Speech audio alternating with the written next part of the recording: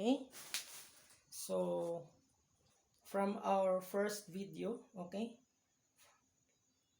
from the video prior to this, we have discussed the corresponding shear and moment equations relative to the form of the loads, and then the load form, and then the corresponding drawing of your shear diagram corresponding to its load form, and then how to draw your moment, the form of your moment. Okay, so we have discussed it in the previous video. So let us have an example, several examples, so that you can relate. Okay, so let's start with example number 1. Okay, so I will erase this one.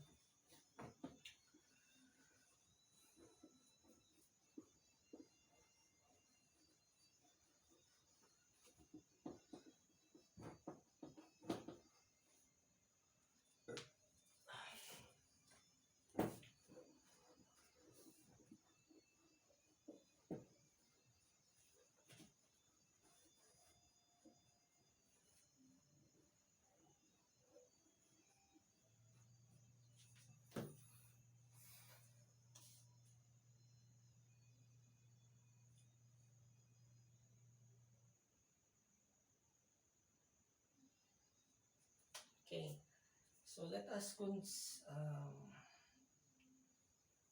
consider a simple span beam. Okay, so let us put as, okay, so this is our example number 1.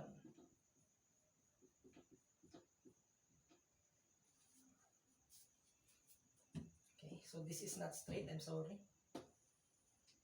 Okay, so let us say that it has a point load. Let us say 80 kilonewton, and then somewhere it has a distributed load.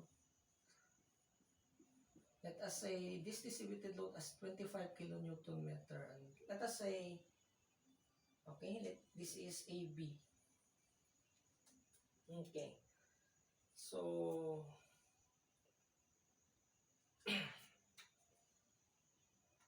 let us say this is 2 meters here. Let us 2 meters.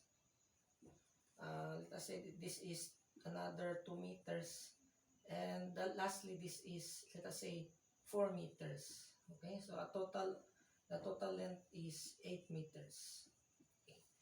So first and foremost, in order to so that we can proceed with drawing your shear and moment diagrams, okay, the first thing that we should do is to compute the reactions. Okay, the reactions of your beams. Okay, so since this is pinned, it has 2 reactions. Okay,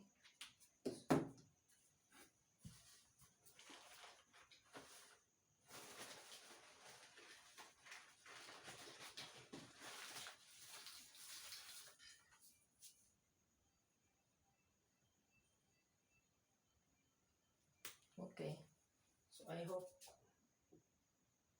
okay, so this, let us say that you have reaction AX and AY. Okay, so since this is a pin, and here we have reaction BY. Okay, so first of all, okay, so we can use the 3 equilibrium equations that we have learned from previously from our statics. Okay, we have summation of forces, horizontal. Okay, forces along x is equal to 0. Okay, to the right is positive. Okay, so AX, so since there are no other horizontal reactions, so it is equivalent to 0 already. Okay, and then we have summation of forces vertical y equals 0. So, there are two vertical loads, namely AY plus BY, okay, minus 80. Since this is a distributed load, in order that it will become kilonewton, you multiply this distributed load by the length, okay? So since it is a rectangle, you multiply it directly by 25 times 4, okay? So if it is triangular, 25 times 4 times 1 half. But since this is rectangular, 25 times 4. So 25 times 4 equals to 0, okay? So what we can get here, 80, okay? You bring down this to the left, it will become AY plus BY equals 180. Okay. So take it as it is first. Okay. So this will be, this formula, we will use it later. Okay. So we have summation of moments. Okay. Let us say at A equals to 0. Okay. Then we assume the direction to which the rotation will be positive. Okay, so let us say counterclockwise as positive. Okay, so when you sum up moments at a certain point, just imagine that that point is a steady point. Okay, since we summation of moment at A, so you just take this point as steady, and everything in this beam rotates. Okay, so since this BY, okay, so since this BY, okay, if you imagine that this is just your, let us say your fulcrum or your steady point, and everything rotates, so this BY will cause the body to rotate counterclockwise. So this is positive. And then its distance from A, or is perpendicular distance. Okay, so since this is vertical, so it's we need to multiply it by its perpendicular moment arm. So its moment arm is 2 plus 2 plus 4, which is 8. So 8 by. Okay, so then again, this 80. So remember, this is will be your steady point or fulcrum, and the rest will rotate. So this 80 will cause the body to rotate clockwise. So since it's clockwise, it will be negative. And then your moment arm is 2, okay? The horizontal moment arm, so since this is vertical, its perpendicular distance from A is 2, okay? So please take note, you use only the perpendicular distance, or you multiply your load or your force by its perpendicular distance, not parallel. Okay? So 2 times 80. Okay, here we go. So if it is a distributed load, okay, so you estimate, so you find first where is its centroid or its center of the load. Okay, so the center of the load here is, since this is a rectangle, it is located at the middle. Okay, so it will be, its distance is 2 plus 2. Okay, the center of your, okay, we're talking about the moment arm, which since this is downward, so it will be, okay, this is fulcrum, it will be rotating, it will cause rotation clockwise, so it is negative. So negative 2, the distance, 2 plus 2 plus 4 over 2, okay, minus 2 plus 2 plus 4 over 2 times 25 kilonewton. Okay, 25 kilonewton, and then we multiply it again by the length, which is 4. So we sum up it all to 0. Okay, so Okay, so this is, you multiply these three with each other, okay? So we need to write it here, okay, to be clear. So it will be 8by minus 2 times 80 is 160, minus 2 plus 2 is 4, plus 4 over 2 is 6. So 6 times 25 times 4 equals 0. Okay? So 8by minus 160, 6 times 25 is 150, times 4 is 600. So 8by is equal to 760. So your by is 760 divided 8, 95 kilonewton. Okay? So therefore, our assumption, since this is positive, so our assumed direction of that force, which is upward, is correct. And then, we can revisit again this formula in which AY plus BY is equal to 180. So we know that BY is 95, so we get the value of your AY. Okay, so you transpose here, you transfer, so your AY is 85 kilonewton upward. Okay, so easy as that. Okay, so next, okay, so since this is video class, okay, you can repeat or rewind the portion of the lecture in which you have confusion or you barely understand, so you can um, uh, understand better our lessons.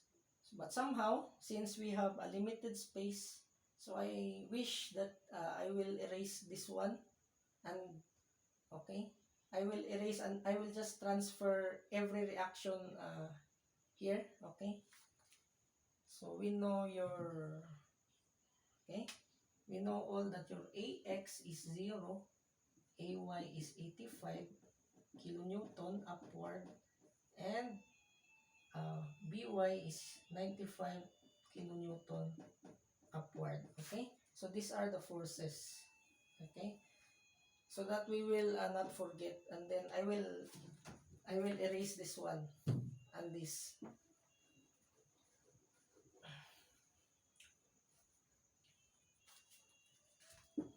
so that we can draw the shear and moment diagram under this drawing. Okay.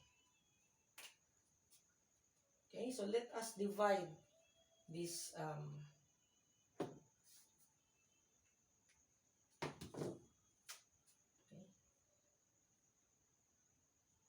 So let us draw a broken line. Okay.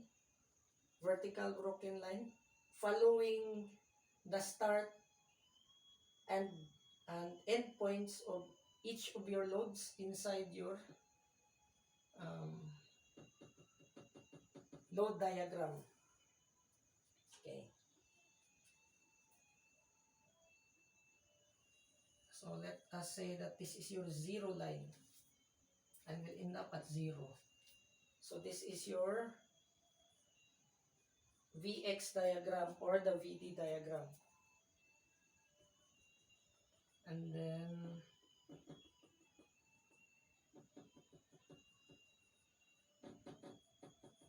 okay, and then okay, and then we proceed in drawing your MX diagram. Okay, this is 0 and this is 0. Okay, so first we all know that AY equals 85. Okay,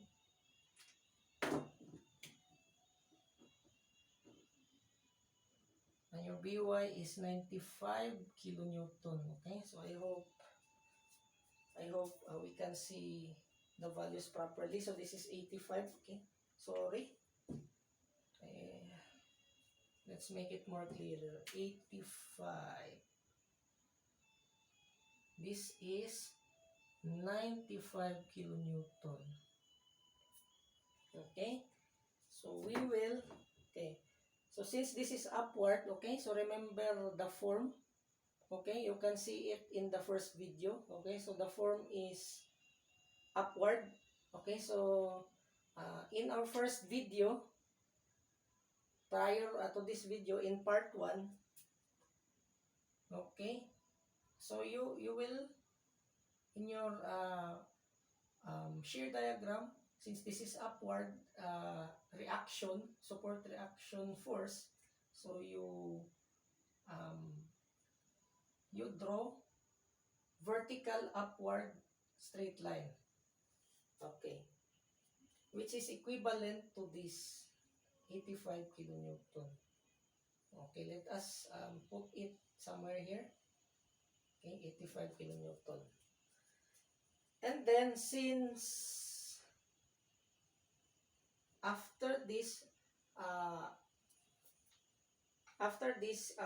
this portion of your beam is not don't have a load. So if that is the case, you just maintain this one. Okay, you draw a straight line, which means your the level of your shear is constant from this point to that until to that point where your 80 kilonewton sits. Okay. Okay, so that is what will you do. Okay, vertically upward and then consistent. Okay, so another one, we have load, downward load. Okay, so in the previous video I have discussed that if this is the form of your load diagram, your shear, what you draw to your shear diagram is also a vertical downward vertical line.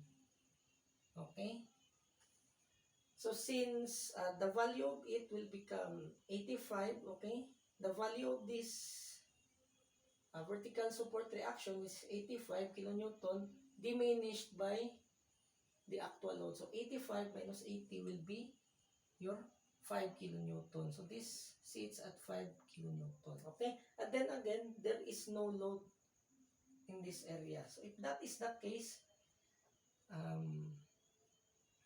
you will draw another horizontal line, which means from this point up to the end, up to the start of your distributed load, it will be consistently 5 kilonewton. Okay. So, okay. So then again, from our previous video, if this is your load form, the shape of your shear, drawing in your shear will be like this. Okay. So first, here, okay, the first, okay, for your reaction here, you withdraw vertically upward. And then the second is vertically downward for this point. And then for this, we have another one. Okay, if you remember in our previous video, it will be like this one. Okay, downward stroke. So, it will be like this. Okay. So, in order to compute that, okay, so this is also 5 kilonewton. In order to compute the value of this, okay,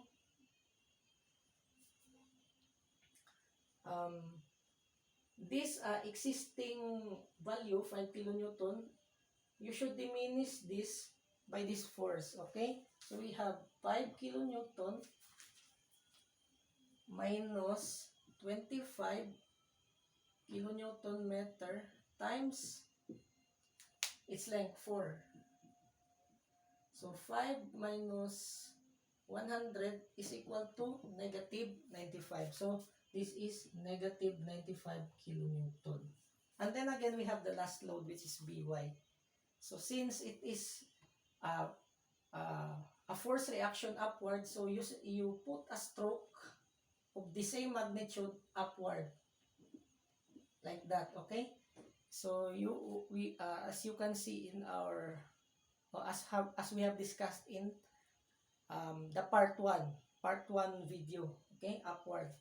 So negative 95 plus vertical net plus 95 is equal to 0. Okay, so this is actually the rule for your shear and moment diagram.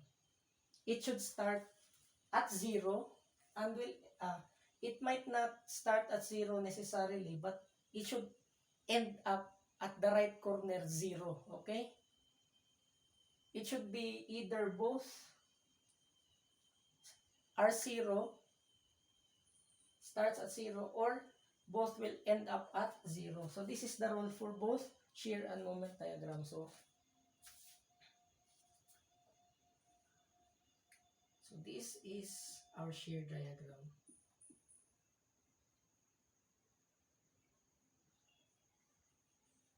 Okay.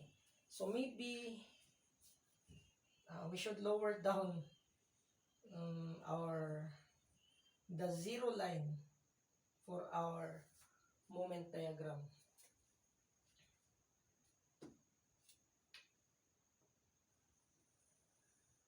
So as you can see, yes, as I have previously said, okay,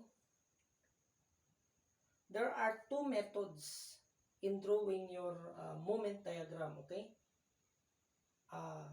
There are two methods as written in our book, okay? So you take the area under the shear diagram or the VX diagram to be the your corresponding moment, okay, the cumulative area, okay? Or you can use the moment equation, but somehow, okay, so we will use the area, okay? So since, okay, you can identify this is actually a 0-degree curve, okay? So this is just horizontal. So since this is a 0-degree curve, we increase it by 1 degree in order to determine its shape of your moment diagram. So we know that your 1-degree curve is like this, okay? So since this is at the top, so it is increasing. So this is the line with your increasing slope. So the shape should be like this. Okay? So how do we compute the moment corresponding the corresponding moment here? Okay? We just simply compute the area of this shaded graph starting from here to here. Okay? So we have, it starts at, okay, so this is 1 degree. Okay, so never mind. I just put it for the sake of discussion. Okay, but in your actual drawing, you do not write this one. Okay, 0-degree curve, so it will be 1-degree curve. So it should be okay. I will erase this so that you will not be intimidated. The area, so we have 85. So since it is the magnitude, 85 times the length is 2. 85, so moment is area under V, so therefore it is 170. Okay, so this is 170 kilonewton meter, this point. Okay, of course it starts at 0, and then the second one is we proceed. Oh, there's another area. Okay, then again, this is actually, although obviously it is not a curve, by inspection, this is actually another 0-degree curve. Okay, so this is a 0-degree curve. So you increase 1 so that you will get you increase the degree of the curve so that you will know what form it is in your moment diagram. So it will be 1 degrees. So since it is at the top of your moment diagram, so you take it as positive. Okay, this is a positive slope to the right. Okay, so this is, okay, the slope is slightly lower because it's only 5. So 5 times 2 equals 10. So you add this previous 170 and then 10. So 170 plus 10 is 180. So this is 180 kilonewton meter. Okay. So there is a small area here in which it is formed a triangle, okay? So as for inspection, this small area here, okay, this form, okay, I erase this one. So, okay, so this form, okay, the form in your,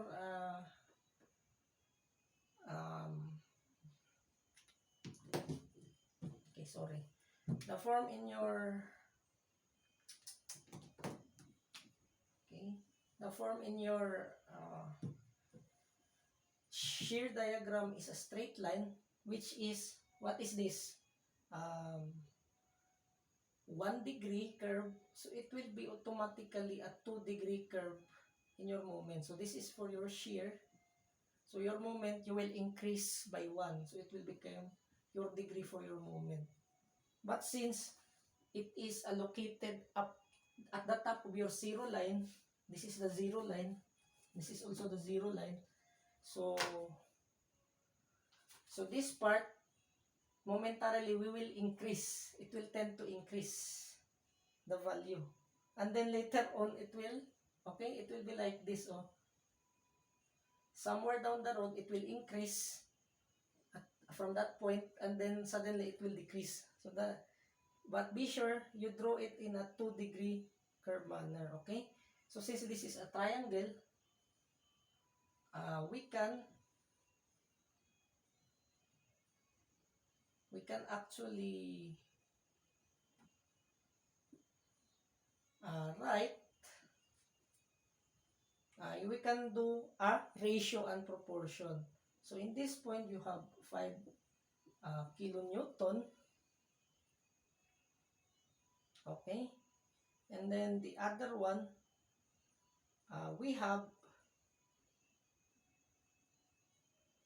negative 95 kilonewton. Okay? So, but, okay? Okay, so I will erase this one because I already written it here. Okay? So, we can have a ratio and proportion. Okay? Since this is 4 meter. Okay? We know that this is a 4 meter. So, let us state that this is x. If this is x, this should be 4 minus x. So, eventually, if you add them down, it will become 4. Okay?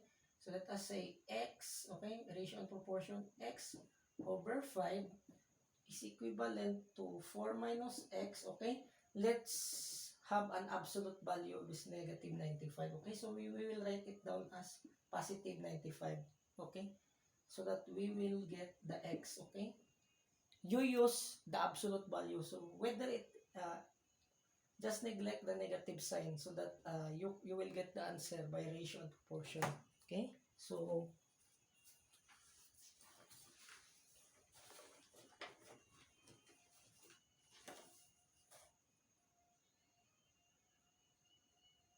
okay.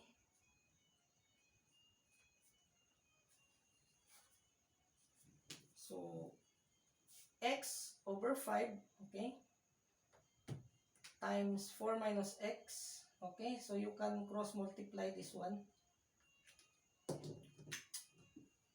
okay, so we have 95x times 5 times 4 minus x, so that, okay, you can use calculator in order to be sure, okay, to minimize your efforts.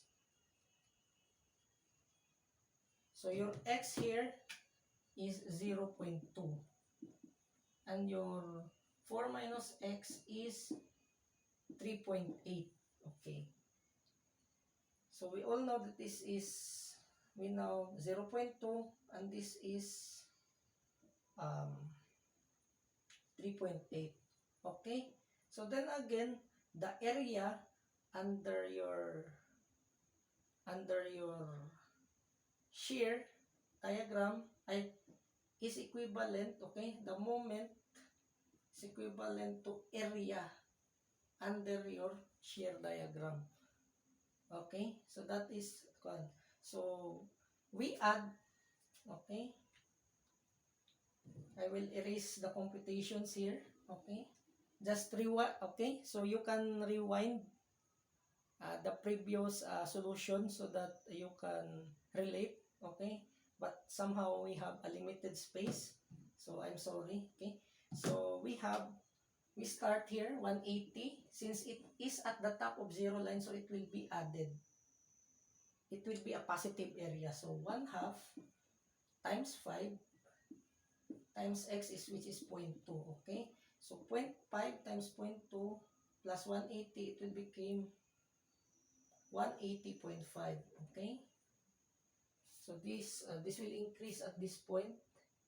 It will become 180.5 kilonewton meter here at that point corresponding to that area. So after that, it will be diminished, slowly diminishing. Okay. So it will be the 180.5. Okay, so that we will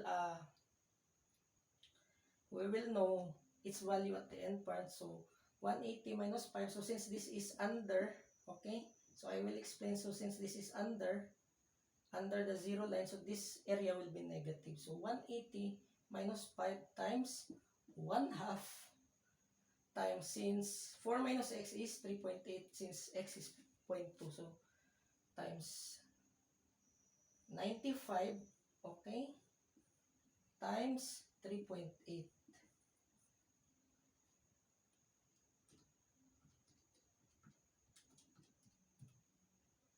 So this is equivalent to 0, okay? So since we end up, okay, so please take note, 1 degree. So this is a 1 degree curve, the drawing of your shear. So your moment diagram, okay, so your moment diagram will be a 2 degree curve. So this will be like this. Okay, sorry. So just assume it is. So this is a 2 degree curve from this area, okay? So this is a whole 2 degree curve. Okay. So I hope you understand, okay? So this is how you draw your shear and moment diagram, okay? So now from this we know now how to use those techniques I have discussed on our first video, okay? So we will have another example on the next video, okay? So I hope you will watch also the next video that I will be that I will as a continuation in our lecture.